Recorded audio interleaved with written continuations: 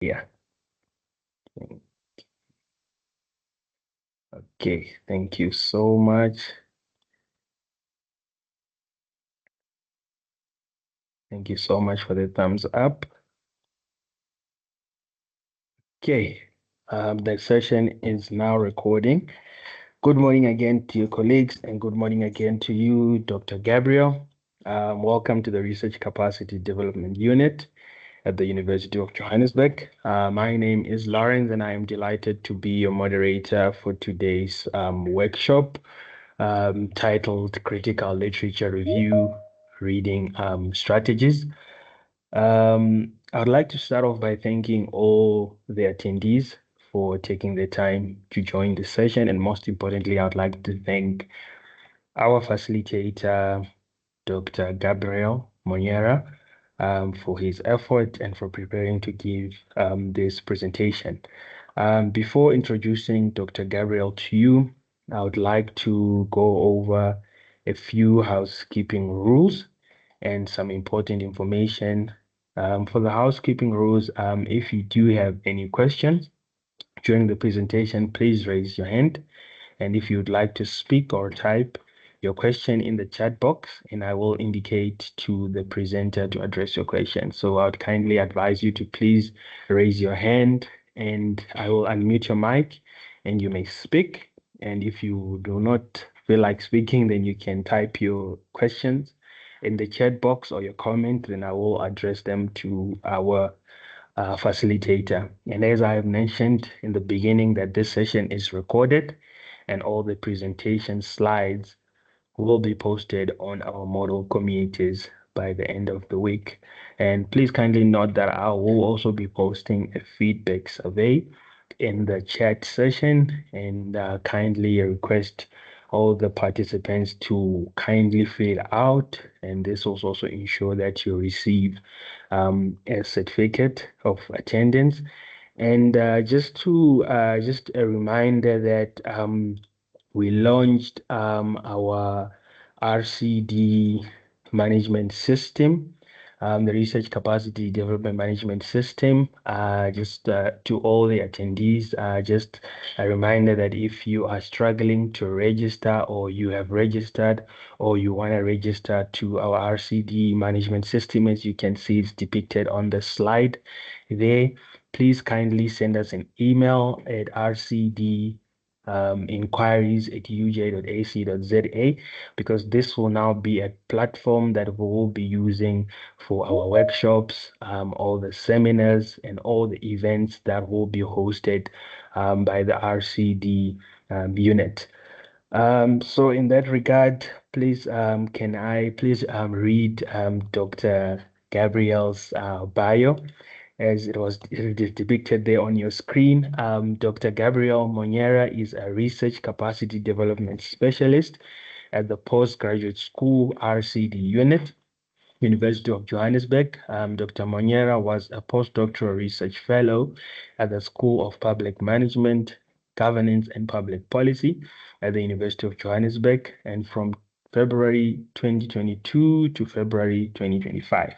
Since 2022, Dr.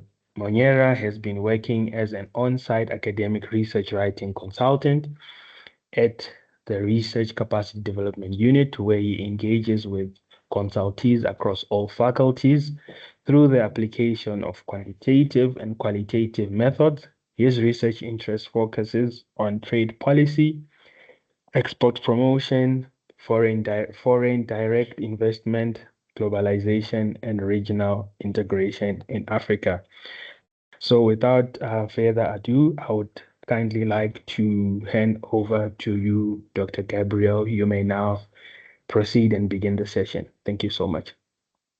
Thank you so much, Lawrence, and good morning to all the participants, who have took their time to join us for today's session on critical literature review reading strategies. Allow me to share the slides with you.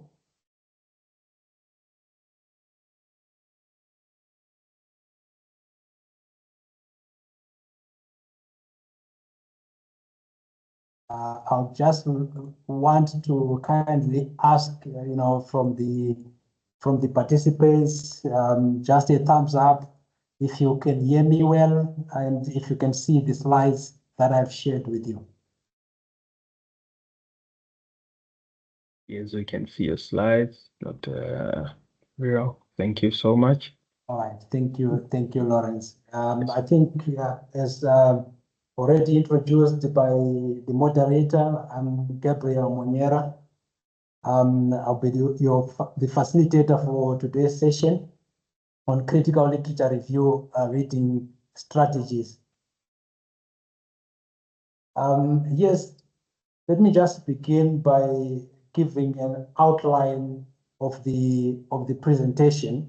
I will just start by just a short introduction to introduce ourselves to what literature review is. Before we even go to talk about reading strategies, it is important for us to know what literature review entails. So from the introduction, I'll move on to understanding critical literature review, move on to key reading strategies, critical analysis framework, organizing literature effectively, and tools and techniques for efficient reading, and some common mistakes and how to avoid them. As we read literature, I think there are many things that we do, some of them that we are not supposed to be doing.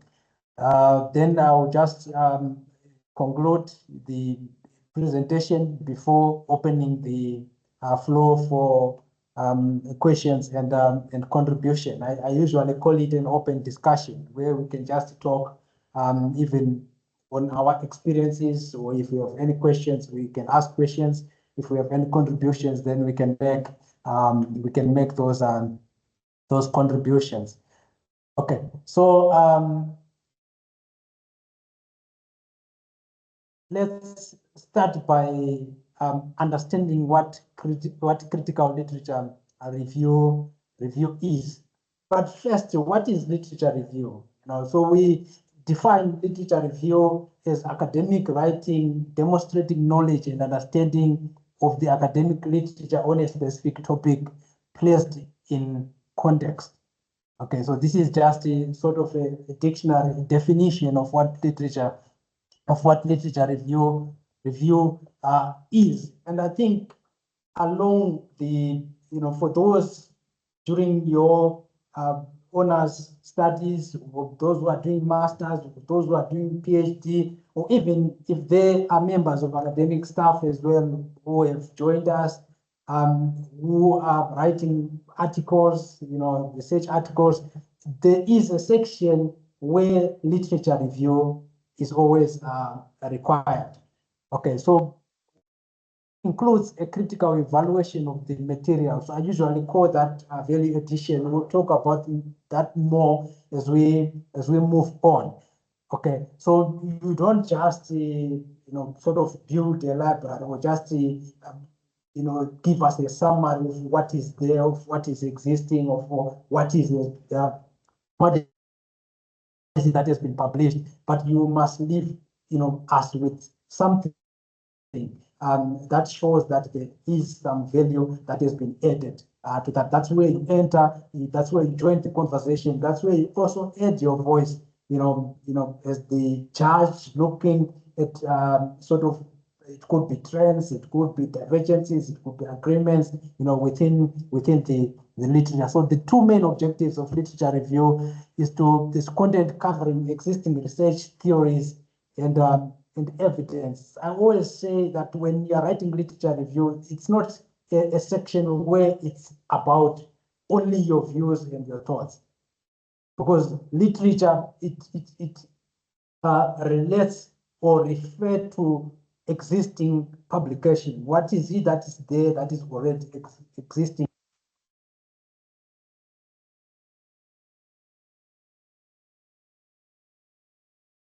Dr. Gabriel, you are cutting there.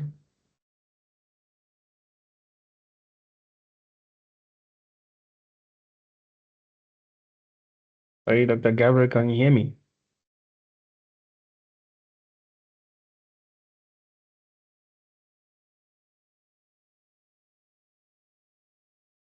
Sorry, Dr. Gabriel, I think we have lost you.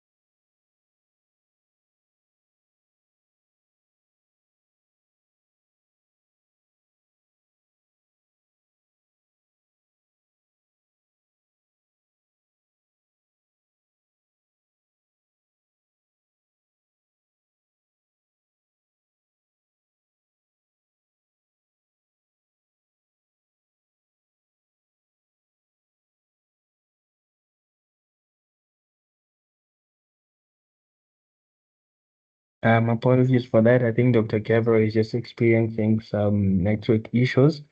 We'll just resume in a bit. Apologies for that.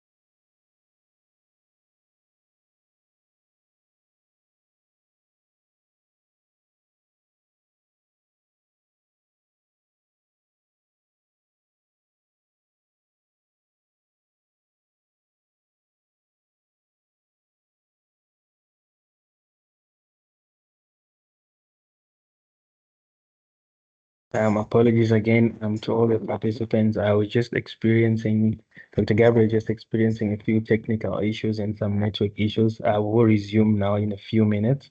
Thank you again for your patience.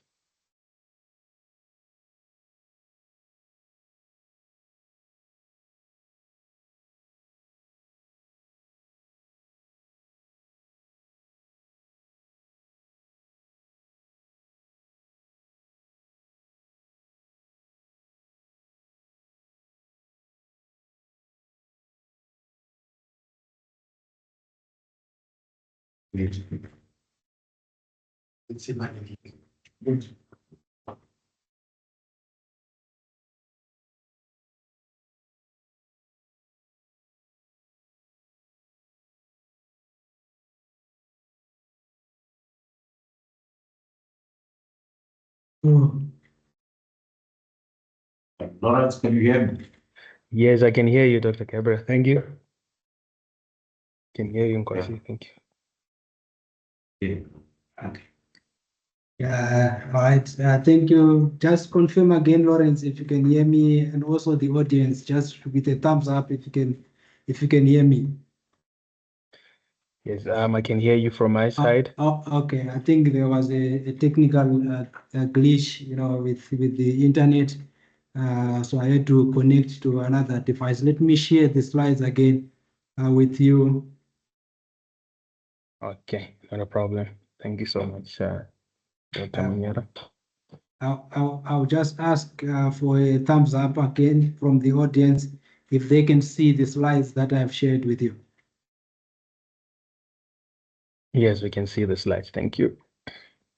Okay, all right.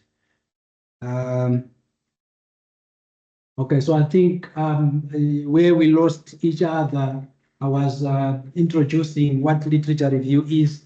Can we just confirm that, should I start from this first slide, or we can move to the second one?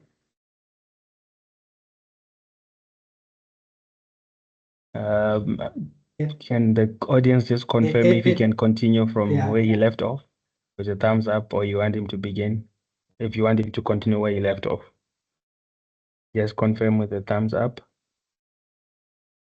Okay, so let me Okay. just give a sum up of what I've been saying here. I was just talking about literature review, defining what it is, and mentioning that it includes a critical evaluation of the material. That's what I term value addition, and I said we'll talk more about that as we move forward with the presentation.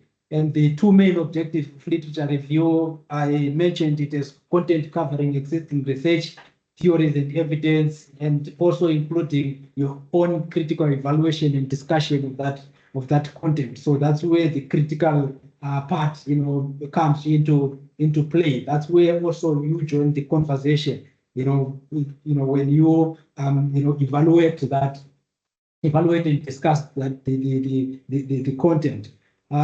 So usually it forms a section or a part of a dissertation research project or long essay. So I've mentioned that, during honors, during masters, PhD, or when we write research articles, there's usually a section where we have to review literature, but also it can be a standalone as well.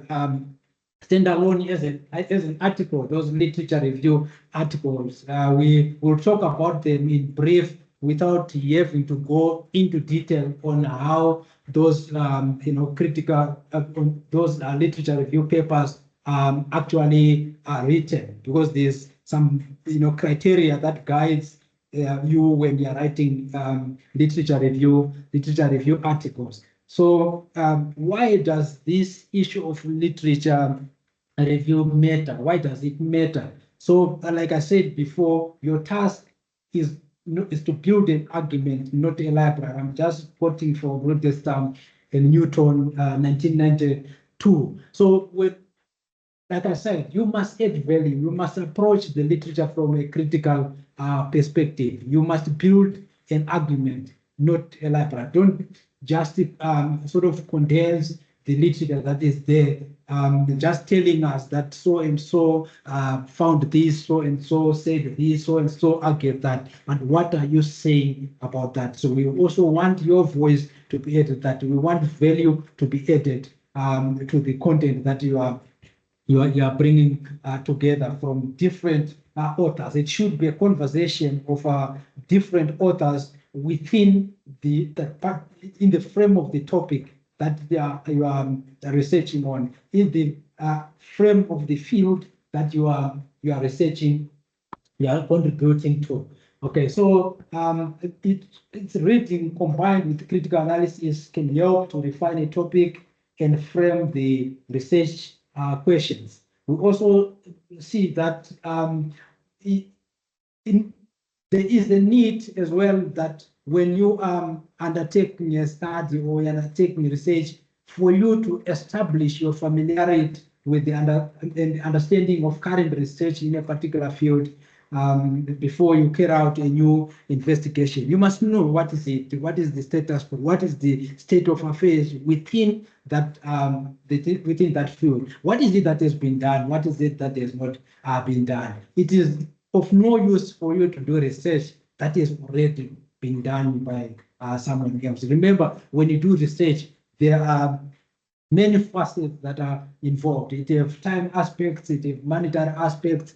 There's also issues that relates to plagiarism. Some they term it academic theft. So there are many issues that are involved, including issues of ethics as well. Ethical conduct that guides academic research. So all those, the factors, they point to the need for you to do research that has not been done previously. So that's, even if you want to publish your article, if you want to publish your research, the journals are more interested in originality of that particular article. Has it been done before? If it has been done, then that paper will not go any further. It will not be published because it's something that has already been published. Right. So we also see that the literature review is also essential for identifying what has been written on a subject or topic, determining the extent to which specific research area reviews any interpretable trends or patterns, aggregating empirical findings related to a narrow research question to support evidence-based practice, generating new frameworks and theories, and identifying topics or questions requiring further investigations. Like I said, here I'm just talking about literature review broadly, encompassing both standalone literature review as well as literature review that is required in a dissertation, in a thesis, or in a research article. It's a powerful information source for practitioners looking for current evidence to guide decision making and work practices. So if you are a practitioner, let's say we can give an example of doctors during COVID, or those who developed vaccines during the time of COVID, for example. You don't have to go and carry out a particular research, but you can go and visit. You can visit existing literature that has already been published within that field. Where it's sort of giving a summation of everything that has been done within the field. Then you can use it for making decisions. Those who are in practice, they do not have the time to be the ones who are writing. But if they want to know what is happening in the field, they can go and read from literature review articles or literature review papers. It's also a high quality reviews become frequently cited pieces of work which researchers seek out as a first clear outline of the literature when undertaking empirical studies.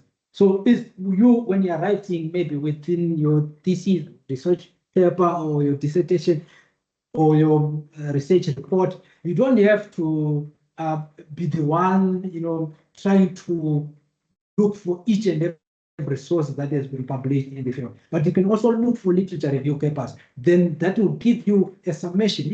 Remember, these papers, some of them are of high quality. Some of them, it doesn't mean that every paper that is published or that is out there, it's of a high quality. Some are even published in journals that are predatory, and some in journals that do not even exist.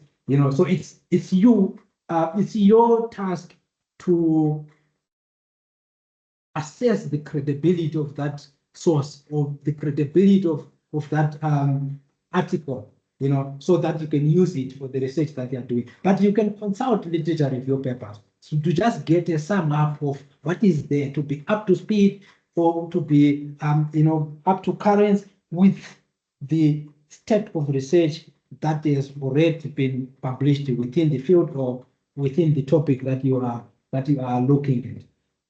Okay. So reading the review enables one to have an overview, if not a detailed knowledge of the area in question, as well as references to the most useful primary sources. So that is also your source of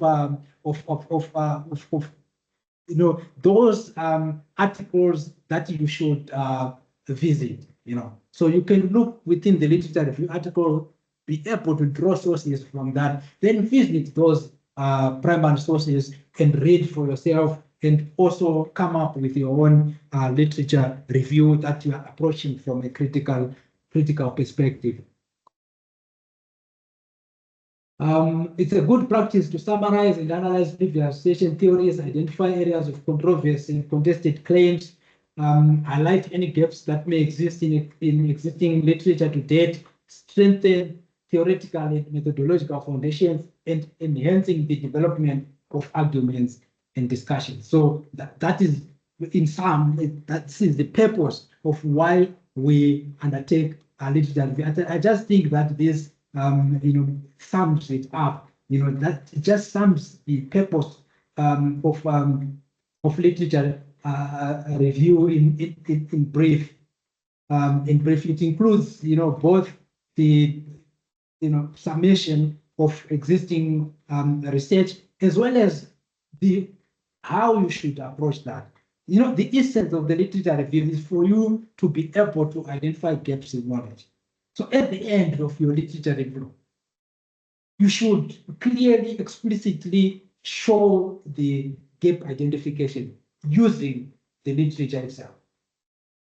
Okay. So when we talk about literature critical review, it is more than just summarizing existing publications.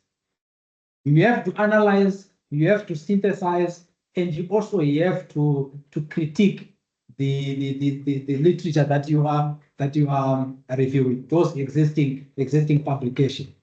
So that this is what we call critical literature review.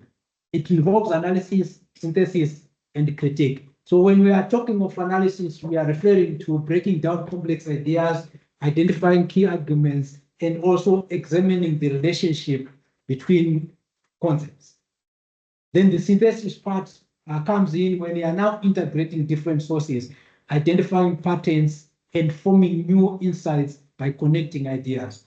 So you are also adding your voice there as well. Okay, you are not just approach, just writing what's there, what is existing, but you are approaching it from a critical perspective. Remember, like I said, this is a conversation. See it as a conversation of different authors. Don't take just because of that part that you are looking for, that you want to write about in your piece of work. It's existing, it has been written by another author before. Then you take that whole section and you make it part of it. That constitutes plagiarism, even though you are referencing, but that constitutes plagiarism. I normally, get irritated even with my own work if I have to cite one author in the same paragraph or in paragraphs that are following each other. I just talk about one author. So you are at the end of the day, that is not a literature review. It ceases to be literature review if we just look at one author. It should be a conversation with different authors. The end, we are talking about integration of different sources, right? Then the critique part, you are now evaluating the strengths, the weaknesses, the assumptions, the implications, often positioning one's argument within the scholarly debate, right? So you also enter. You also join the conversation as well. This is where also you can look at areas of controversies, if there are divergences that are there. You also identify that and add your own voice to that. So this is now you are now approaching the literature from a critical perspective.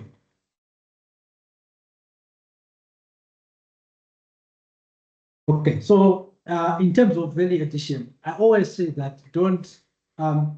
This is just an example that I use, just an illustration that I use. You should not bring oranges for us and also leave us with oranges. So rather, just cut those oranges, do something with oranges. Or it's even more beneficial if you leave us with something different from what you have brought. So this is, you have added value to that. You brought oranges, but now you're leaving us with some orange juice. So you have done something, so you have added value. You have approached the literature from a critical perspective. If you have done this. Okay. Also, you have to identify, if your literature is critical, if your literature review is critical, there should be identification of gaps. You should also identify areas of contradictions. You should also, identify the debates that have been happening or discourse that has been happening within that particular topic or within the field. Okay, so in terms of gaps, you recognize what is missing in existing research or where further investigation is needed. So this is the most critical part. If you are writing for publication, or if you are writing articles for publication, this is the most gap identification. If there's no gap that you are feeding, then don't do the research, because there's nothing new that you are bringing. There's no originality to what you are bringing, right? Though for honors and masters level, when you are doing, your writing your research reports, when you're writing your mini dissertations, or your dissertation, it's not much of a requirement. But if you can do it, then do it. If you can identify if there is something that you can contribute, then it even makes your research much, much better than if there's no any contribution that you are making. So this is where now your study joins the conversation and you contribute to what is existing by bringing something that is new. That is the originality that is spoken about, the novel of your research that is also it can be referred to as. But then the issue of contradictions, you highlight inconsistencies or conflicting findings in the literature. I've already spoke about it before. Some existing trends. At the end of the day, that whole exercise of literature review, it can be collapsed into even 1 page or even 2 pages. Why? Because you have looked at, highlighted some areas of where there are agreements, where there are disagreements, where there's some divergences, inconsistencies, and so on. So when you are now writing your literature review, you are now classifying.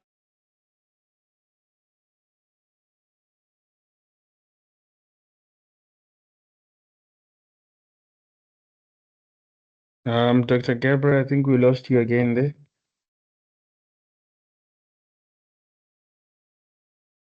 Dr. Gabriel, we lost him again. Can anybody hear Dr. Gabriel from your guys' side, from anyone's side, from the participant side?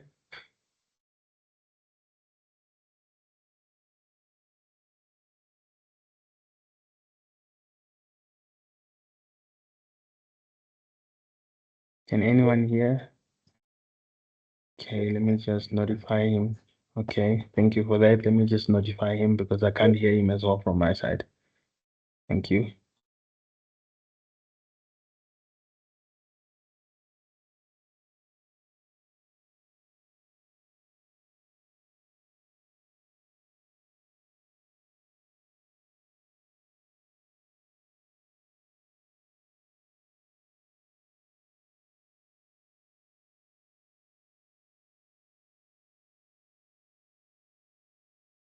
Apologies for that to all the participants. I think there is just another technical glitch again from Dr. Gabriel. I think he's just experiencing some network issues. We should be able to resume in a few minutes. Thank you for your patience. Thank you so much. Gilbert, I see you have your hand up. Do you want to say something? You can unmute and speak.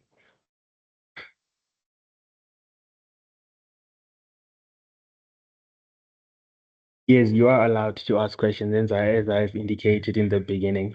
But if you have any questions, you can type them in the chat box and Dr. Gabriel will facilitate the questions. Thank you. Lawrence. Yes, I'm back again. Okay. Yes. All right. Okay. No, it's I'm just experiencing some difficulties with internet. I don't know what's really going on within my office.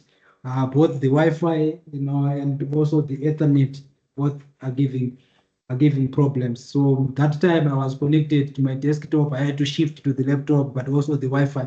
for some reason it's just continuously disconnecting. So whenever you don't hear me or we seem to have lost each other, just continue to, giving me a signal. We are not far from each other. Okay, not a problem. Then from the audience, I'm sorry for the technical glitches. Just to confirm again, by just a raise of thumb, virtually, that you can hear me and you can see the slides that I've shared with you. Yes, we can see the slide. And there is a question for you, Dr. Gabriel, in the chat box. Yeah. Yes.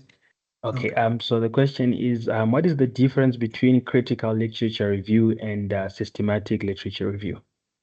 Thank you. Okay. Did you get that, Dr. Gabriel? Yeah, of course, I've got that, but I'm still I'm yet to I'll still go to that. I'm going to talk about it as well along the course of the presentation, where I talk about the different types of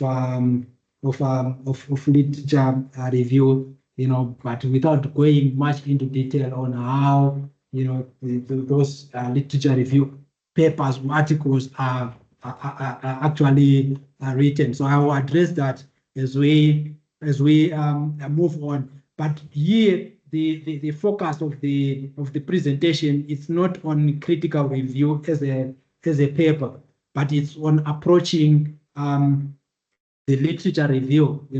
Any kind of literature review, be it a standalone or be it the literature review that we include in our research papers, in our theses, in our dissertations, approaching it from a critical perspective, where the main emphasis, as I was presenting before, is on having to also add your own voice, having to add value to the literature review that you are doing,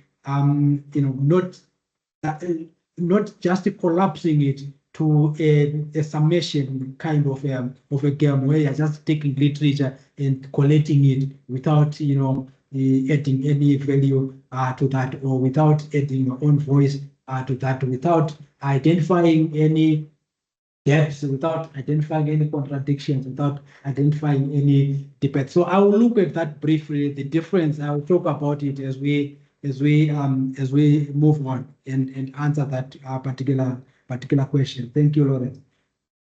Okay, thank you, Dr. Gabriel. You may proceed. Thank you. Okay, so I think let me just I was talking about the issue of, I think before we lost each other, I talked about the issue of analysis, synthesis, and critique, where I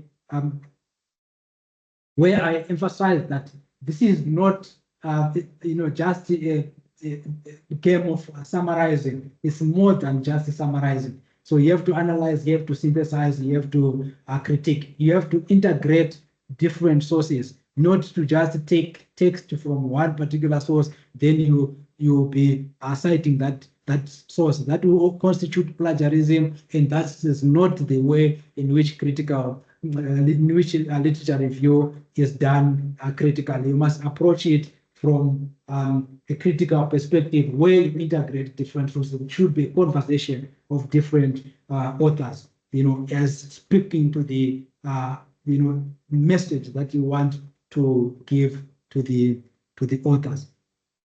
Okay, so I said add value. Don't bring oranges, leave us with oranges. Rather cut them or make a juice and leave us with the orange juice. So that is, you have actually, I'm just trying to illustrate the value addition, that you have added value. You are leaving us with something that is different from what you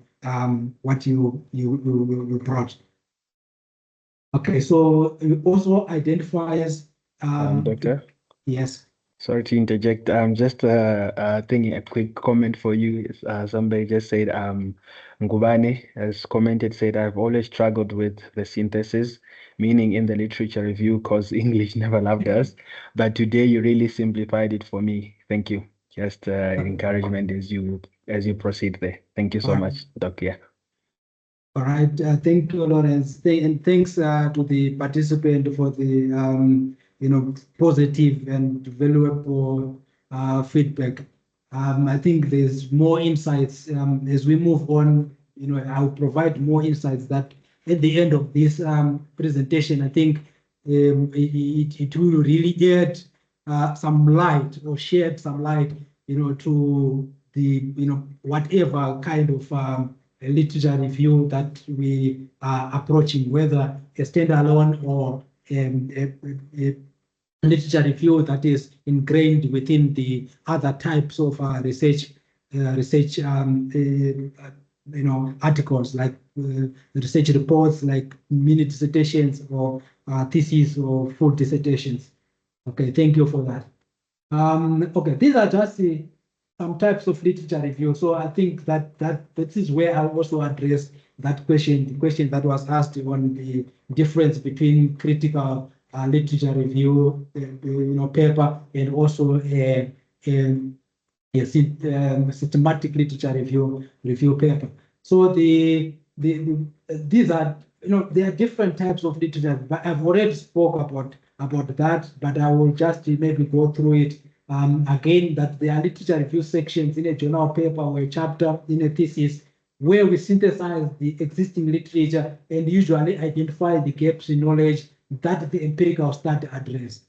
Okay, so the idea on literature review is gap identification. If you are not identifying gaps, any gap, then you are not doing a literature review. We are just building up a library of what is there that is already existing. There's no value that we are adding to that. It also, so the purpose of that, providing theoretical perspective, framework and foundation of the study, definition of concepts and empirical results from other studies. So I think we have done this when we are writing. This is for mostly for other forms of literature review, none other than the standalone literature review, like systematic review, scoping review, narrative review, the critical review, those kind of papers that just stand alone as a literature review paper.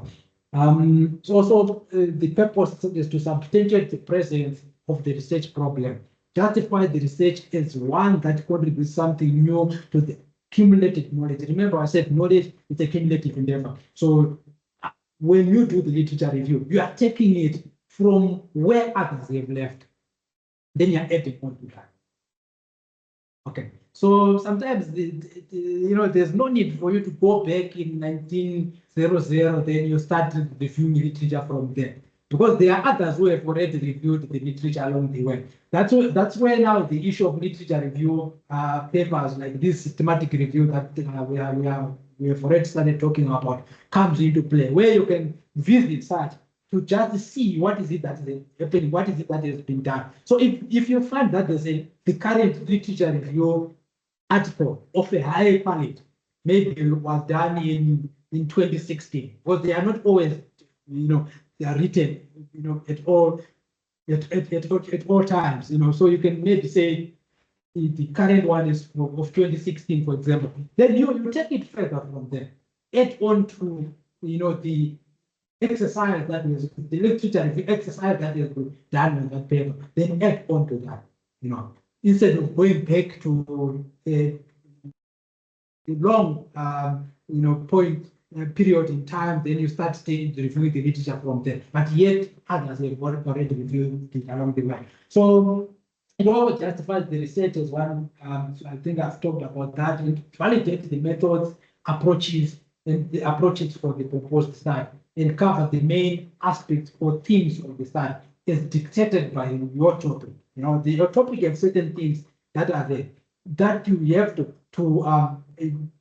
discuss, in also bringing the topic into context as well, for enhanced understanding of from the reader's perspective. So it's we have to define. Remember, the literature review chapter, of course, it has some sections that we know that there should be this section. There should be maybe you have to introduce that chapter. You have to give a theoretical foundation of your study before you move on. We want to know, where is your study built upon? So we want to know the foundation of your study. Which school of thought are you subscribing to? Then from there, you move on to other sections. Those I normally call them other sections before you provide a summary of that chapter. But those other sections, it's you who decide to say, I'm going to write about these, themes within those sections, and those themes are dictated by your topic, by the field, right? So the key word within your topic dictates what is it that you are supposed to write about as those other themes that I'm referring to. When a person is reviewing your work, what they are interested in whether your literature is relevant to that particular topic. That is what is usually measured against the literature review that you have done. I see a hand up, Lawrence. Yes, Doc. There is a question by Stephen. Stephen, you may unmute and speak. He has a question for you. You may unmute and speak. Thank you very much. Can you please confirm if you can hear me? Yes, I can hear you from the side. Yes. Yes, Stephen, I can hear you. So, Doctor, I have a question.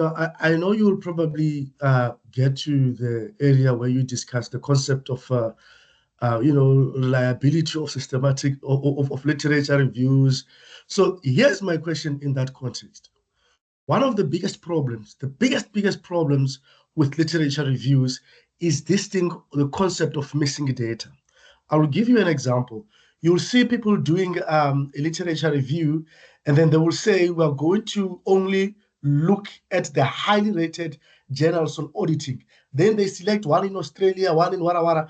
And at the end, they want to claim that these are the contradictions, these are the new gaps. But the problem with that is because they didn't look at everything, they can't make those conclusions. And likewise, here's my question here. If I'm doing a literature review and I'm saying, for example, I'm only going to include the literature review maybe from 2019 up until now, and then using that literature, I say, but there's the missing gaps, here are the the contradictions. But what are the chances that maybe there is literature before 2019 that clearly solves the problem, but I didn't include it because in my review protocol, I only included articles from 2019 up until now. So that is my question, Doctor. Thank you. All right.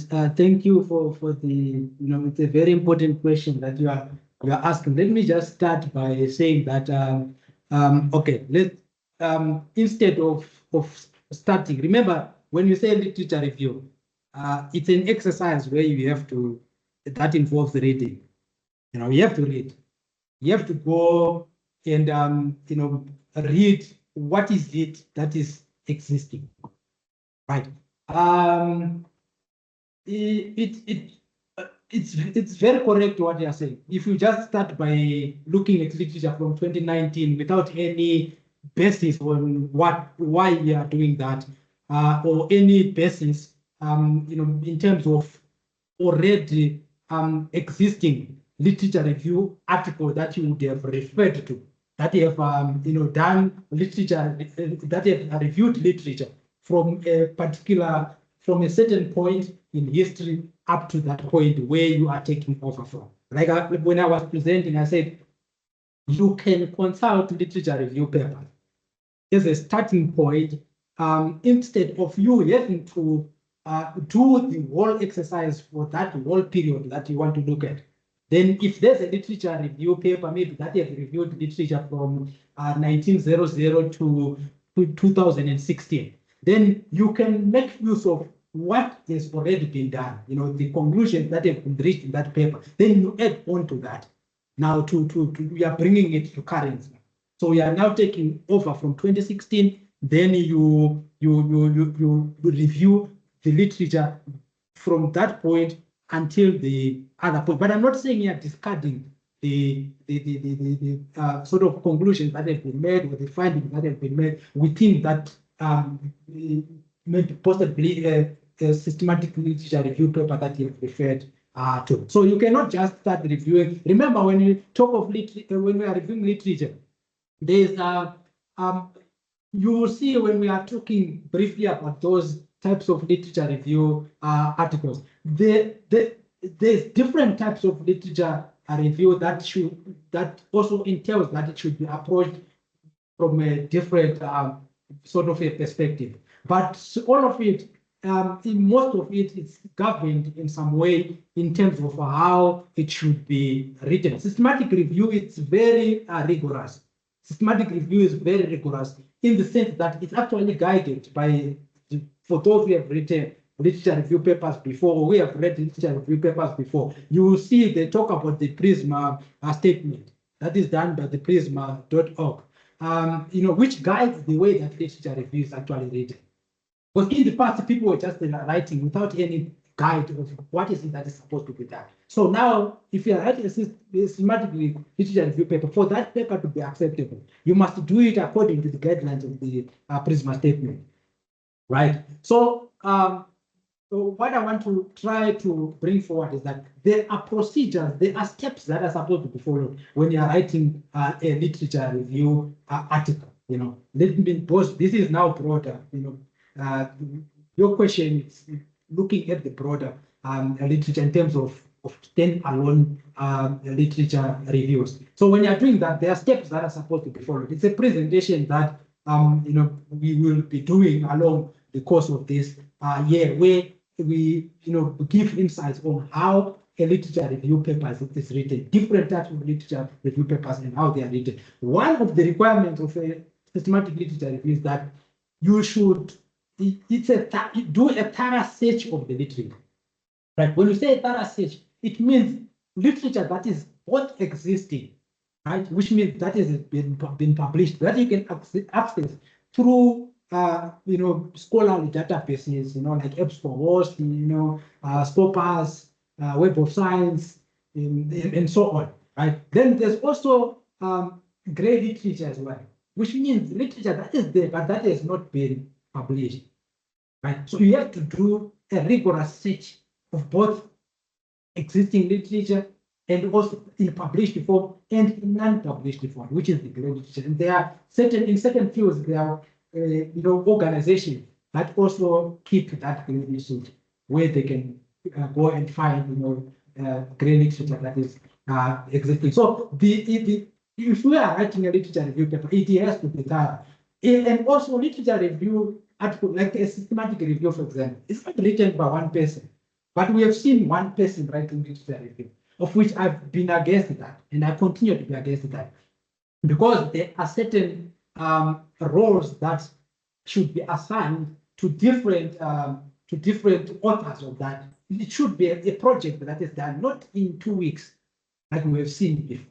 Right? That's why the Department of Higher Education and Training now have issues with literature review papers, because literature review papers that are being published, some of them are of a very inferior quality. Why? Because they are being done by one person overnight. Right?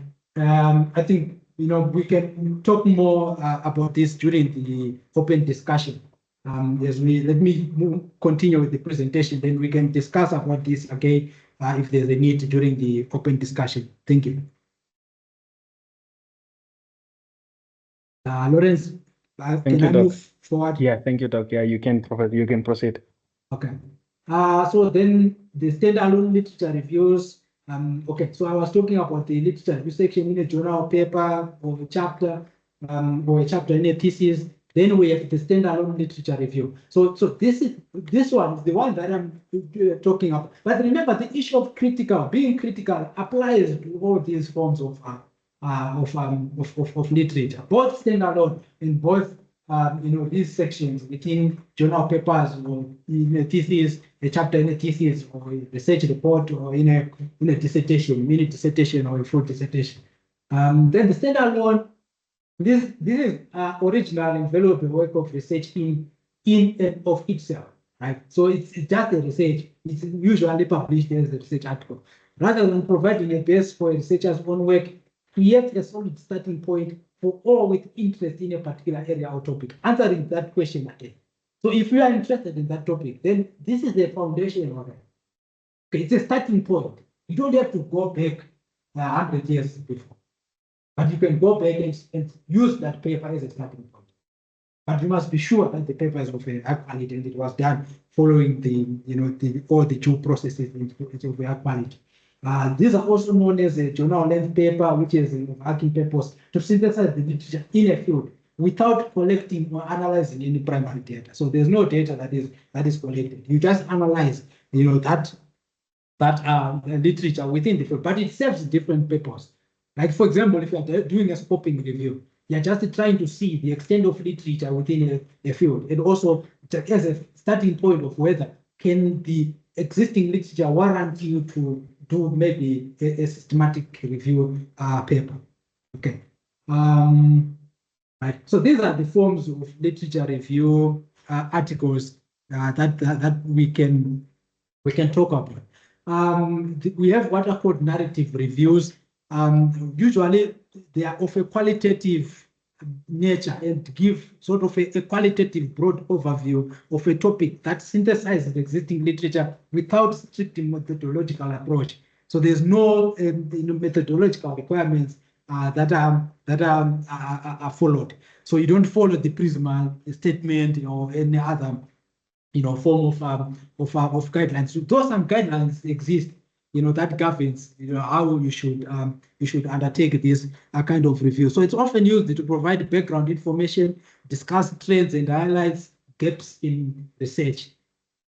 Yeah. So we also have, so this is sort of just a narrative in narrative form. You're just telling us what is it that is there, what is existing, what is it that has been done, what is it that has not been done. So this is also the way that we do our literature review in those within our research papers or other research text, but we are saying go on further instead of just narrating, but go on further and add value, approach it from a critical perspective. Then we have descriptive or mapping reviews, which is a broad survey of literature that organizes and categorizes existing research without deep critical analysis.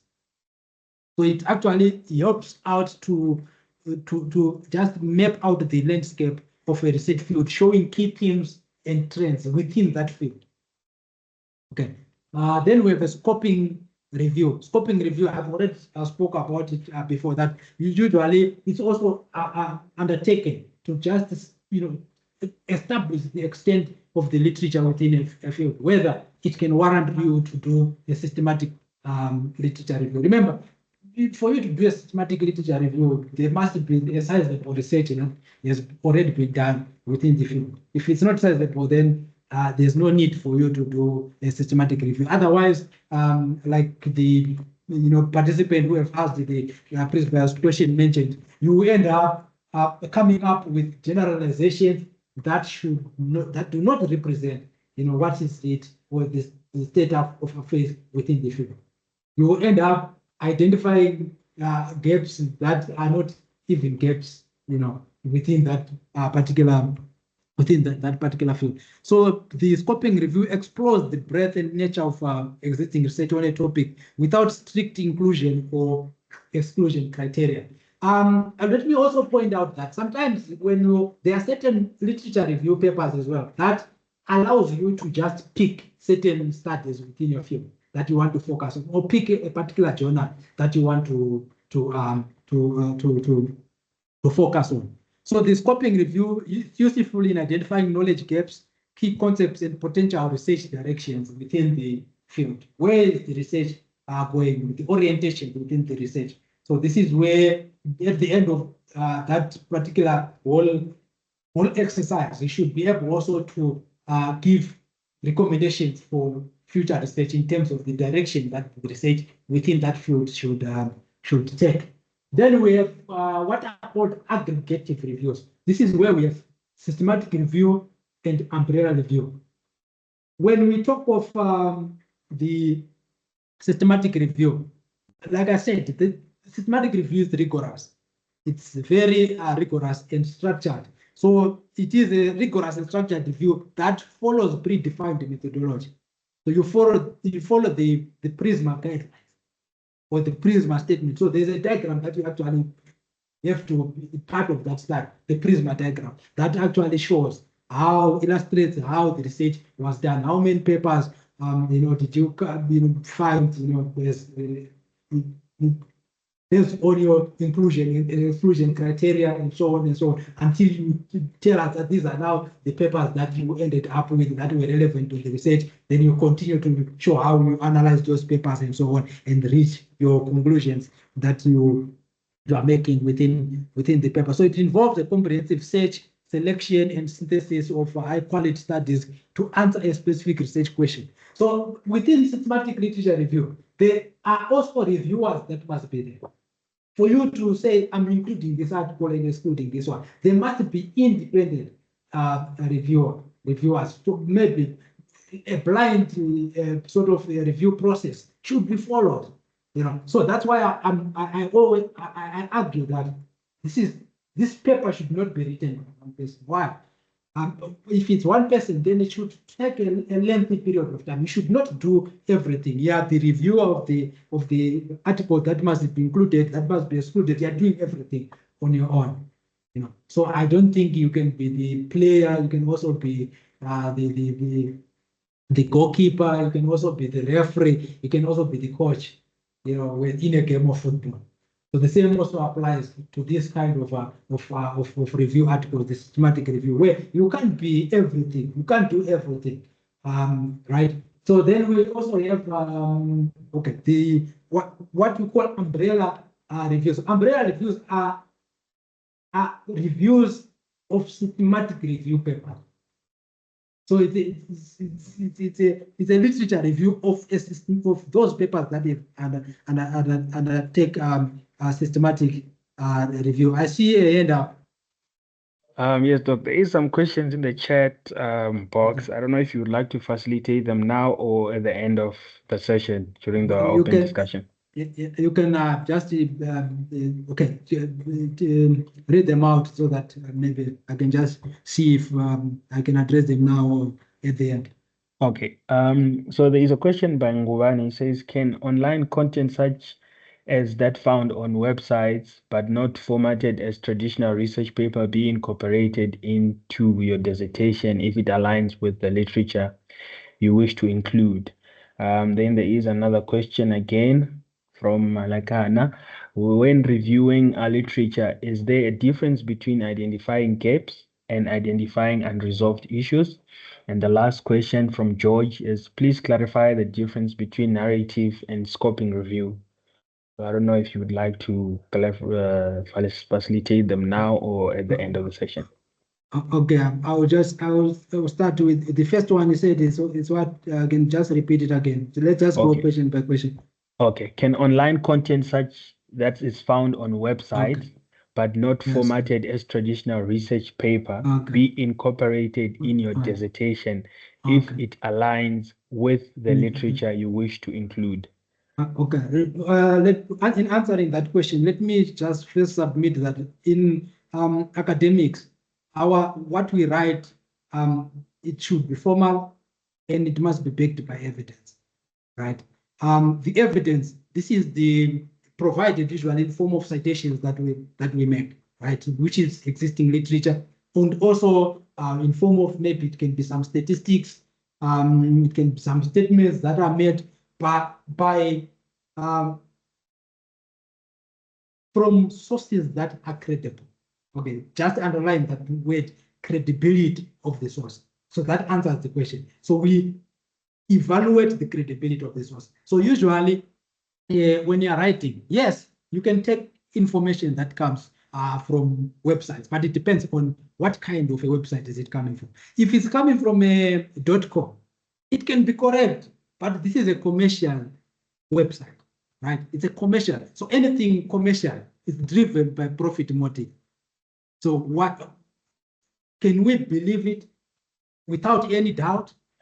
I guess not.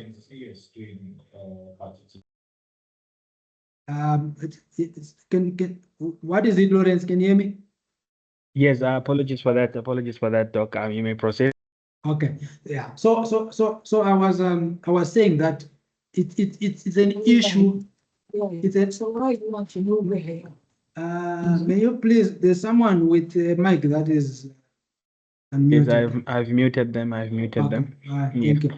Okay, so I was saying it's an issue of the credibility of the source. So .com, we normally don't use .com. So rather, if it's information that is coming from government websites, that is coming from academic websites, which is universities or any other academic institutions, that is coming from international organizations like IMF, World Bank, United Nations. Yes, we take that. So some of them will be written .org, .gov, .ac, which is academic, .age. Such we allow, but not. There are some .org like Wikipedia, for example, where we cannot take the information from there. Why? Because the information is there. It might be correct, but it's not peer reviewed. In academics, the literature should be peer reviewed. That's what sort of stamps credibility on that particular source. So if it's not peer reviewed, we can't trust it. That is the issue, right? But you can use, I've answered that question. You can use information from websites, but check on the credibility of the source of that information. The next question, Lawrence. Okay. The next question is when reviewing literature, is there a difference between identifying gaps and identifying unresolved issues? It's the same thing. It's the same thing. If the issue is unresolved, then it means it's still a gap in literature. So when you're identifying a gap, it just means that you are looking for what is it that has not been done. What is it that has not been addressed yet within the literature? Those are not jelly. There's someone as well. There's a mic that is unmuted. I've muted them. Apologies for that, Okay. Doctor. Apologies for that. Please just alright. ensure that all your mics are unmuted, because I've allowed everybody's mic. So just please make sure that all your mics are unmuted so that we don't hear all the background noises and stuff. Thank you. So You may the proceed, last question was? So the last question was, please clarify the difference between narrative and scoping review. Okay, so like I said before, I said in a narrative, you are just sort of synthesizing existing literature there's no any methodological approach. There are certain things that are the same, but like I said, this is a subject of a presentation on its own, where guidelines on how these are written, in terms of the requirements, the steps that are followed, can be sort of given, right? So there are certain things that overlaps, but then there are other things that they do not share in common. So, like I said, for narrative review, you are simply synthesizing literature there's no any methodological approach that you follow. So you are simply sort of providing a background information on that particular topic, discussing the trends and highlighting the gaps that are existing within that topic or within that field, right? But when it's a scoping review, you are now looking at the breadth and nature of existing research. Okay, so that one you're looking at just synthesizing what is existing and so on, and the direction that the research is taking. But when it's a scoping one, now it involves the breadth and nature of existing research on a particular topic. But there's also no inclusion and exclusion criteria that is followed. And I think the same applies as well on the narrative review as well. So, and where they overlap, scoping review also identify gaps in knowledge as well, key concepts and some potential research directions. So they overlap as well. The two. So there are areas where they overlap. Then there are also some sort of a distinct focus in terms of one focusing on the breadth and nature of existing research, whilst the other just simply focus on synthesizing the existing research without sort of a methodological approach that is followed. But the scoping review, like I said before, it's actually sort of a precursor to undertaking a systematic review. So you want to see the depth of literature that is there. Can it warrant, you to do a literature review article. I'm moving forward. There is two more questions as well. Doc. Yes. So the question is, can we use information from newspaper articles? Okay, I think usually our referencing techniques that we follow, or the referencing style that we follow, I think it does provide, some of them provide ways in which information, even from YouTube, YouTube videos, and also information from newspapers can be cited. Even these from commercial websites as well. Sometimes you can end up using it, right? But that is if you could not find information from sources that are regarded scholar. But remember, in a newspaper, a newspaper article, we cannot regard it as a scholarly article. Why? Remember, a journalistic writing and academic writing is different. A journalist works on a scoop, protect their sources, right? But for us, we research a problem that is existing as academics. Our writing is formal, and we do not protect our sources. We review them, and we provide evidence to support those claims. So in a newspaper, I can write something without evidence, just because I heard someone talking about it. So that's why they call it a scoop. And a scoop sometimes it's even paid for. So how do you trust something where information that was obtained through, paying for it? So avoid using such. Avoid using such. That is my recommendation. That was the only question, isn't it? There's another question as well. Okay. Because the question, I think there was a follow-up. There is another question actually says, I'm not getting this peer reviews intel. What does it entail? I think what does it entail? Reviewing similar topics, articles, or what?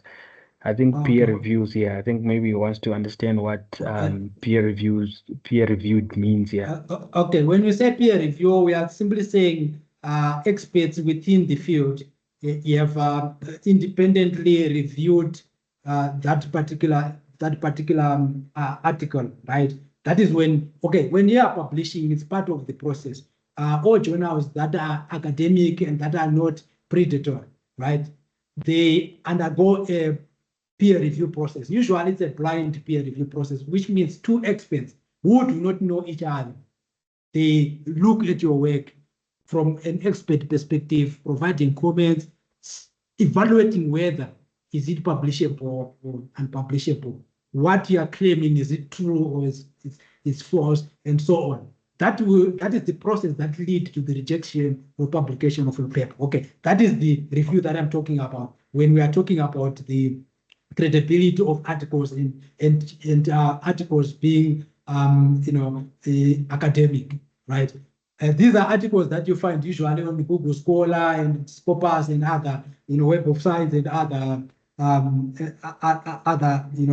databases, right? Then we have the review that I'm talking about as well within a systematic literature review paper. For example, there are some literature review papers that requires you to also have sort of a peer review of the articles that should be included or excluded. So two people must do that, blindly must do that. Then they must meet to resolve areas of disagreement, because one might say this article is relevant, this one should not be included. Or another one might say, they can agree both that this should not be included or agree that this should be included. But on those ones that they don't agree, to say this can be included, this cannot be included, because it's part of the steps that are required, or the process that is required when you are writing a systematic review paper. Then there must be peer review. There must be reviewers who review the inclusion and exclusion of your papers with that you are going to include within that study. So that is the other type of review that I was talking about. So I think I've just elaborated on both the peer review for journals and also the review that happens or that transpires within when you're writing a systematic review paper. Right. Then okay, I'm moving on. So I said we have under aggregative view, we have umbrella reviews, which are review of systematic reviews. So usually they synthesize the findings from multiple systematic reviews on a broad topic to provide a high-level summary of evidence and can identify patterns across different reviews. Okay, so this is also where the issues of quality can be looked at. So there's also what I call the realist review, which focuses on how and why an intervention works or fails in different contexts by considering mechanisms, context, and outcomes. They are often used in police and healthcare research. Then we have the critical reviews. That question that was raised before. So critical reviews, they just go beyond summarizing existing studies by challenging the assumptions. You are challenging theories. You are also challenging the methodologies in literature review. So those methodologies that we've been used, you are looking at the methodology. Was the method appropriate for that? The sample size that was used, is it the acceptable sample size and so on? So the aim is to provide new conceptual contribution or a critique of existing knowledge. There are papers that have been sort of discredited because of that, where you write a paper, then I write a critical review of that paper, right? Then if I find it, with some shortcomings, then that paper can be actually discredited because of that. So it's also another type of literature review. So this is how you choose literature review when you are reading an article. So which is also the focus of this presentation, the key reading strategies. How do you choose literature to read? So this is just sort of a schematic flow of the first step that you would follow when you are choosing an article to read. Okay, you can apply it to any other type of text that you want to include within your literature review. So you have to look at what is it that you are looking for. Okay, so you have to look at what is it that you are looking for. Yes, remember, you must know what you're looking for. If you don't know what you're looking for, then how are you going to come up with whether the article is relevant or not? So look at what is it that you are looking for. Are you looking for an idea for research or a diagnosis or therapy or prognosis, or you are looking at topic overview updates? So these are type of articles that you can look at. So if you are looking for an idea for research, you look at original research articles. So usually at the end, they can provide some recommendation for future research, which highlights what has not been done, with what could not be done, within that particular study due to limitations and so on. Then they give directions on the way research can, future research should follow. Randomized controlled trials, controlled clinical trials, experimental studies, cohort studies, case control studies. Then for diagnosis or therapy, prognosis, reviews, proceedings, textbooks, case series, case reports. Then for topic overview updates, narrative reviews, systematic reviews, and meta-analysis. So meta-analysis is usually done. There's quite of systematic as a form of analysis in systematic review papers. Okay, then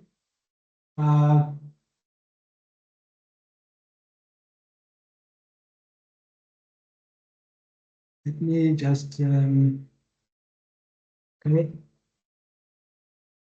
I'm having a lot of mouses now on my table. Now using the wrong mouse. Okay, I think I'm on the correct one now.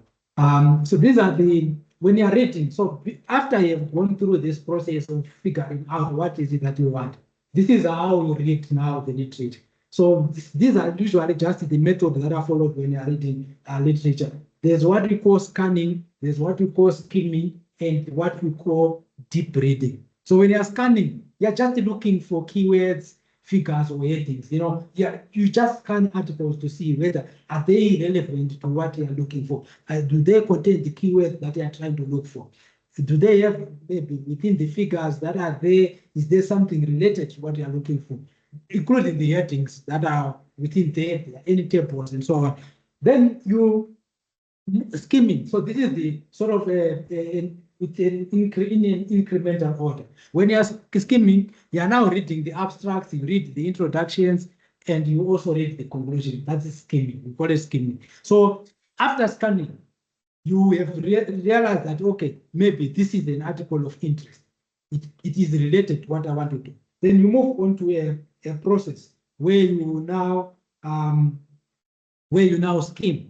Where you read the abstract of that, read the abstract to see whether is the abstract maybe containing what you are looking for. If it's containing what you are looking for, you can move on to the introduction of the paper and also the conclusion. So usually read the abstract.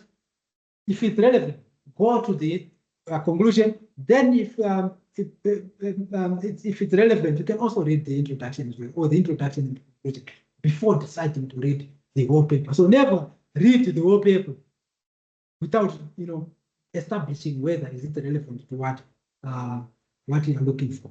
Okay. So then there's deep reading. Deep reading, now you're analyzing arguments, methods, and assumptions. Here now you're reading the whole article, analyzing that, annotating, making some notes, annotating, highlighting, any arguments that are there, highlighting what is of interest to you, within that particular paper. So this is just the organization of scientific articles: title, abstract, introduction, methods, results, discussion, and references. I think you have seen this in journal articles, for example. But the basic rules, you have to never start reading an article from the beginning to the end. You have to identify the conclusions of the start first. Then, but that is also emanating from that hierarchy that I've just presented to you in the last slide. So you start with the title, see whether the title is relevant. Then you move on to other things, right? So this is just sort of a. Sorry, Doc.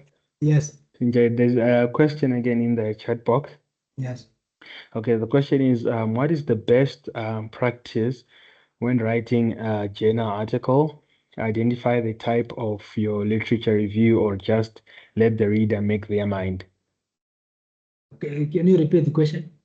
What is the best practice when writing a journal article? Is it to identify the type of your literature review, or just let the reader make their mind? To identify the type of your Yes. literature review. Okay, so the question is, what is the best practice when writing a journal article? So Right. is it to identify the type of your literature review, or just to let the reader make their mind? Okay, usually, like when we talk about type, right? I think I've talked about that literature review can be standalone. So which means these are actually a specific type of literature reviews, which are usually research papers, right? So this is where we have these narrative, systematic reviews, copying, critical review, and so on. So that if it's a critical, you actually, if it's a systematic review, you have to reveal it that this is a systematic review, and the process shows that it's a systematic review. It's done according to the guidelines of how a systematic review should be written. But within your research text, like maybe just a journal article, or just a research report, or your dissertation, or your thesis, you cannot leave with the reader to be the one just be the one figuring out what the literature review is about. And so it is your duty for you to guide the reader from navigating the reader from one section to the other section. That's why I said what is changed is the relevance of the literature review, but it's guided by your research topic, the keywords within your research topic, guiding the kind of themes that you should include as part of the literature review exercise within your research research article, or within your research text, right? That also encompasses the issue of, remember, gap identification, approaching it from a critical perspective, and also, highlighting, areas of controversy, areas of disagreements, and some trends that are there, and so on, is guiding the reader, through that particular section, is fitting into the whole paper that you are writing. So remember, in a research paper, usually, for myself, I normally just identify there are any key trends, areas of controversy, disagreement, and so on. What orientations is the literature, following? I classify the literature according to such. Then I look at what is it that the existing literature is also saying in terms of what has been found. Remember, what has been found, you use it later when you are now triangulating with the literature. After you've done your analysis, you now have your result. You are now discussing your result. You have to go back to literature again to link what you have found with literature. Then you are now using what has been found before, measuring it also against what you have found. Is it in line with what you are finding? Is it not in line with? Are you in agreement? Are you disagreeing? Why? That's where you're now applying your mind as well to your result is linked to the literature review. Can I move on? Yes, Doc, you can move on. Thank you so much for that question. Okay. Thank you so much. Yeah. All right. So okay. Then we have so these are as part of the key reading strategy. We just have to check. So this is just a diagram that shows what you should do. So you check the title. If the title you feel that is relevant, then you can move forward, right? If it's not relevant, then you have to skip and go to the next article. But if it's relevant, then you read abstract, summary, conclusions. If they are relevant, when you are reading that, you are looking at the aims and objectives. You look at whether the research hypothesis is well defined, whether the conclusions are precise. If everything that you have read, during your exercise of reading the abstract, summary, and conclusions, if it's useful, then you can consider reading the entire article. If it's not, then you have to go back and skip and move on to the next article. So you have to read with a purpose. Define why you are reading the paper. You have to ask yourself what problem is being addressed, what are the key findings, and how does this connect to your research. So when you are critically analyzing literature, this is a framework that you can use. We call it the CRAB test assessment. So where you look at the currents, relevance, authority, accuracy, and purpose. In terms of currents, you are looking at whether is the article up to date. It's important for you to look at that. But remember, literature is also dependent on what kind of subject are you looking at. If it's historical, then also you cannot cite recent literature just because you have to cite it. If you are looking at a historical kind of a theme, you have to look at the development of that theme. Where some sources are actually supposed to be older sources, and also don't cite an author who was cited don't transfer credit of authorship to an existing, to a current paper for a paper that was written in the past. Because you have just seen that in Monera 2024, I have cited Adam Smith, 1817, right? You, instead of citing Adam Smith 1817 or go to the primary source, which is Adam Smith 1817, you decide to cite Monera 2024 for an idea of Adam Smith 1817, just because your supervisor wants sources that are 3 years older or 5 years old. No, you cannot do that. In other words, it's not a good academic practice. You are actually giving credit where it is not due. Lawrence, I hear the mic that is not muted. Okay, apologies for that. Okay, so the relevance, how well does it fit into your research? Authority, who is the author? Are they credible? You see, so you have to look at that, the credibility of the author. Who is saying it? Is it a pastor talking about economic issues, or is it an economist talking about biblical issues? Who are you going to trust? I would trust a pastor with biblical issues or theology, and trust an economist with economic issues. So accuracy is the evidence reliable. You have to check that. The methods that were used, were they legal? To look at the sample, is it acceptable? For that kind of a study. The assumptions. What is the intent, or is it to inform? Is it to persuade? Is it to critique? Under the purpose. So questions to ask when reading critically: understand the argument. What are the main claims or arguments? Evaluating evidence and methodology. What evidence is provided to support the claims? Identifying biases and assumptions. What assumptions underpin the research, and assessing limitations and gaps? What are the study's limitations in terms of sample size, scope, and methodology? Another important thing as well is to situate the study in the broader literature. How does your study contribute to the field? It's important. So, organizing literature effectively, you can follow a thematic approach. I'm just moving a bit faster because of time. So you can follow a thematic approach where you organize studies based on key themes, concepts, or research questions. So it actually helps you to identify patterns, debates, and knowledge gaps in existing knowledge. Then we have a theoretical approach where you group studies based on the theoretical frameworks they use. Okay, so it's useful when you want to understand how different perspectives shape the research. You can see most research that is done within that field, maybe it's following a particular theoretical approach, or which theoretical approach is mostly used.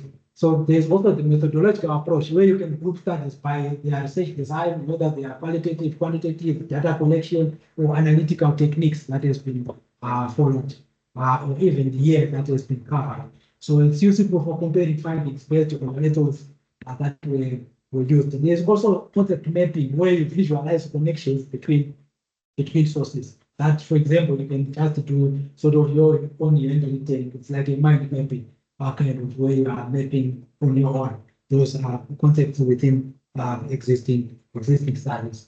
Then some reference management softwares that can be used as tools and techniques for efficient reading. We have EndNote, Mendeley, Zotero that are used to organize and cite sources. EndNote, I think the university provides that. Some of you, I think, you already are using. Then there's also another online AI tool, Elicit, which summarizes papers. There's ResearchRabbit, which maps related articles. We have ChatGPT. Okay, I do not usually like to talk about ChatGPT. I feel like you can use it to extract key points, but I feel like it takes the sort of creativity out of the person who is writing that. And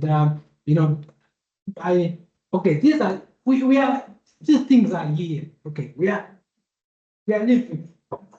The environment that we are doing research now is characterized by generative AI tools that are also there to help us in the way that we do research. But remember, they have to be used ethically. We must use them ethically, also optimally. Then I've just included a little bit of some sites that are used for different purposes during the writing process. These are mistakes that are usually made when people are reviewing articles or when they are reviewing literature. There's what we call passive reading, right? When we talk about passive reading, I say you are reading but not engaging with the literature critically. So that is summarizing studies without questioning them. You are building a life on the second. Where I said no, your duty is not to build a life, but we have to approach the literature from a critical perspective. There's also information overload where you try to read everything, even things that are not related to what you are looking for. So there are people who download, they have a list of articles. But no rigor. Yeah. Is that a question? No. Okay. No, I think someone's mic was unmuted. Okay. So we are just so there are people who just download everything. Then they download, they go and print, they have PDFs, they go and print, you have heaps of papers, that marking each paper, putting aside, it's not relevant, it's relevant, it's not relevant, it's relevant. No, that is like information overload. Just look for what is relevant. Lack of organization, you are following no structured approach, reading in a scattered way, leading to difficulty in synthesizing the information. So you're just all over everywhere. Now, you are going within, there are many fields, you are just going, you are not even looking at literature within you, you're just all over the place. So that leads to a confusion. How do you avoid that? So this what we call passive reading. Passive reading, you can ask critical questions. What are the key arguments? Are they well supported? What are the gaps? Compare and contrast studies rather than treating them in isolation. Take structured notes. For example, in table formats to track key points, methods, and critique. Information overload, you can define clear section criteria, clear selection criteria based on relevance, recent, and credibility. You can use the CRAP test that I've just referred to. Prioritize seminar works and recent influential studies. It's important, but that is also based on the nature of study that you are doing. Use abstracts and conclusions to assess the relevance relevance before deep reading, right? That process that I've already mentioned. Lack of organization, you can organize literature by theme, theory, methodology. I've included that. Use a literature matrix or concept map to track key ideas, summarize key points in a structured way rather than just collecting PDFs or printing and the everyday heap of studies. So these are my concluding remarks. So be strategic, read with a purpose, focus on key studies, not everything. Use abstracts and keywords to filter relevant literature. Be critical, engage beyond summarizing. Ask questions about claims, evidence, and gaps, and compare and contrast the different perspectives. Be organized, use tools for efficiency, categorize research by theme, theory, or methodology, use the different literature matrix, concept map, or reference management. These are all things that I've already spoken about during the course of the presentation. Just some sources that I've referred to. I was talking about literature review, so I cannot overlook also including sources that I have consulted during the preparation of this presentation. The time for an open discussion. I don't know, Lawrence, is the time allowing us, considering the other, the moderation? What time is the next workshop? Is at 1, so we still have like almost 15 minutes, so I'll give it 10 or less minutes. You said it's at 1. All right. Yes, it's at 1, so Okay, this all one's right. supposed to It's end at 12. 11:40. It's 11:46 now. Yeah, so Okay, we can so just give we it can- an extra 10 minutes. Yeah, then we Yeah, can we can just open open the floor for an open discussion. So you can Okay. contribute, you can ask questions, you can share your experience. Within, I think we can just take it until 12. Okay. Thank you so much once again to you, Dr. Gabriel, and to all the participants. So now we can now ask all the questions and we can contribute. There is a hand up by Carol. I have now allowed your mic. Please unmute and speak. Thank you so much. Thank you, Doctor, as well. The question that I have regarding the issue of not citing the original author, I've noticed that in some articles you will find that it is written like, let's say, John inciting whomever. Then they indicated 1, 2, 3. Can that be done? So you are not necessarily citing Abel, for instance, for saying something about John, but you are saying Abel inciting John said 1, 2, 3. Is that allowed? Okay. That we call it secondary citation, right? It's called secondary citation. So and so is cited. Monyera is cited in Lawrence 2016. Right? It's a secondary citation. You can only do secondary citations. Okay, this is my recommendation. I'm not saying don't do it. You can do it if you want to do it, but secondary citation should only be cited if the primary source does not exist or it was not published. Because there's also people who cite unpublished work. Okay, some of it is seminar works, or some of it is works maybe from conferences and so on. So it's unpublished. So you cannot find it to cite it. But a credible source has cited that. Then you can cite that. You can use secondary citation. But if the primary source exists, the recommendation is that visit the primary source and make your conclusions yourself. Right? Okay. So I've addressed one part. Right? Okay. While we try maybe not to do that, why is it recommended not to do that? At the end, it can lead to transfer of accreditation from the original author of that work. At the end, you are going to continue now citing maybe, you know, there's a mic that is going. I've muted it. Apologies for that. Thank you. So you end up maybe authorship now being transferred from the original author, from the primary source to this secondary. So it's the same issue that I've mentioned in people who try to avoid the issue of relevant sources. So not relevant as such, of recent sources, by now ignoring the primary source. And they use secondary citations. No, it is also just similar as to cite me for work that I have cited that I also was inspired or I drew from another source. Thank you so much. Thank you, noted. Yes, there's another hand from Shiburi.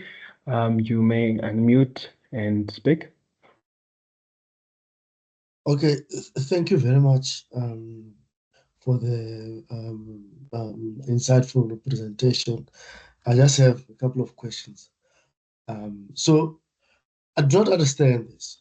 Why, as researchers, do we look at literature reviews and that have no rigor and try to rely on them and try to draw some inference or deductions from something that has no rigor? Because we have to be careful. One of the biggest problems with these traditional literature reviews is just that they are not credible because they do not have rigor. You know, so what is your view on that, Doctor? Okay, thank you for that question. I actually think that your it's rather a contribution than a question that you are making. It's true. Like I've said, I think during the course of my my presentation, I've vented out on the issue of systematic reviews being of an inferior quality. Why? Because they are being done by maybe one person overnight, right? But it's an exercise that should be done in a manner that is rigorous by a group in most cases, because there are certain roles that should be assigned to the members of that particular group in terms of authorship of the paper, including having some external reviewers who are not the authors of the paper. Like I said, you cannot do everything on your own, right? So at the end of the day, of course, we do not have to rely on papers that are not done in a rigorous manner or that are of an inferior quality. Okay, that also goes even to the extent of checking where the publication was published. There are some journals where, when you want to publish with them, they check every article that you have cited and go and check it whether is it really in a journal that is credible. But in many cases, when people do literature review, they just see whatever that comes their way, they just use that. You know, so it's just an exercise of just going onto the internet, then you pull whatever that you can pull from any website or from any database without questioning the issue of credibility. That is also one of the issues that I've emphasized. that the credibility of the source, who is that person trustable, trustworthy? Is that person credible to be the one? Does the person have authority to claim what he's claiming or to put forward what he or she is putting forward? So I think I thank you for the contribution rather than a question, but I think I've also just reinforced and emphasized on it. Thank you for that. Thank you so much. Thank you so much, Dr. Gabriel, for clarifying on that question. I saw there was a hand up by Gilbert. I don't know if you still want to contribute or you want to say something from your side.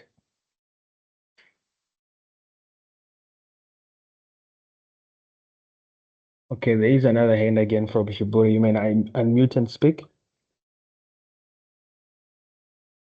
Yeah, so it's me again. I supervise like MCOM research. So most of the times, and I'm supervising someone now who's doing a systematic literature review because I also used systematic literature review in my PhD. So here's the question, because I heard you saying something like, if you do not have sizable literature, then you cannot do, for example, a systematic literature review.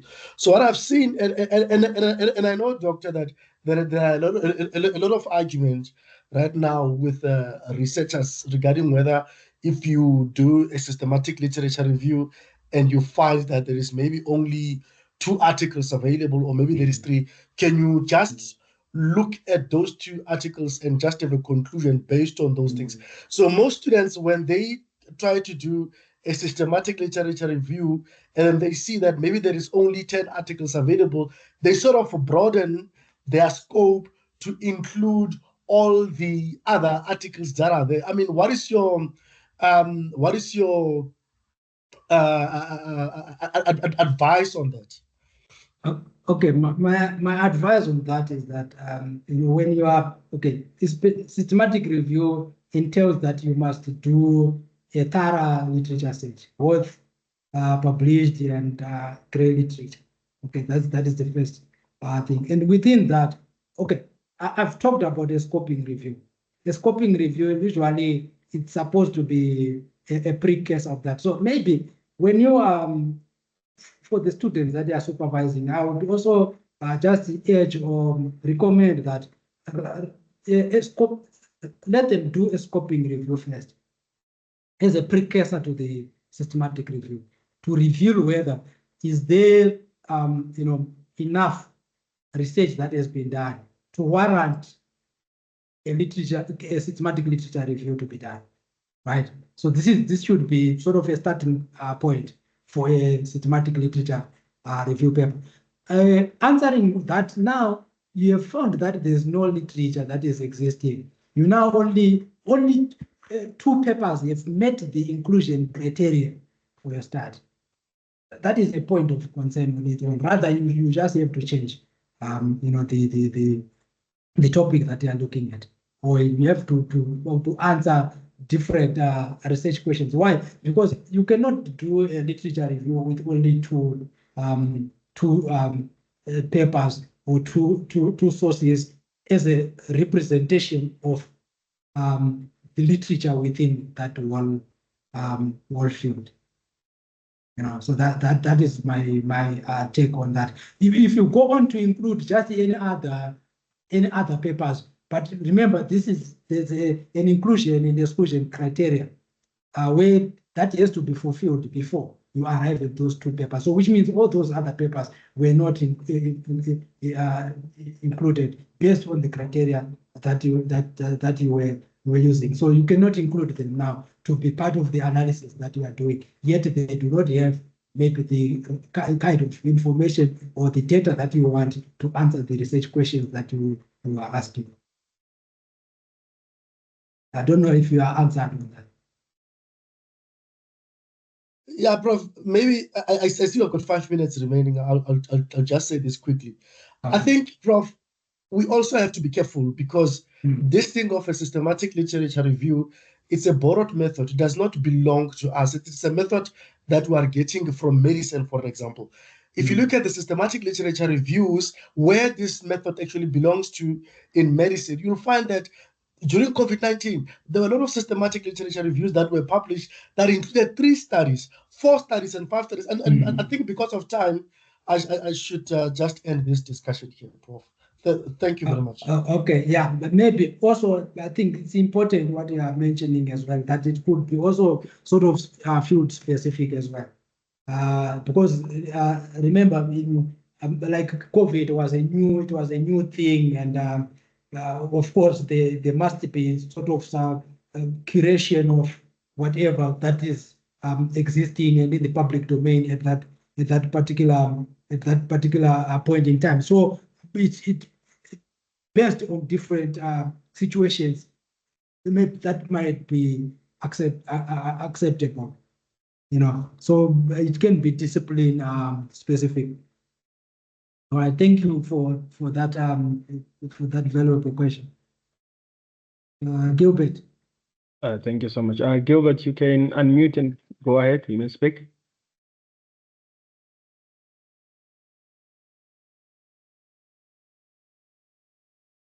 Gilbert, you may unmute your mic and speak.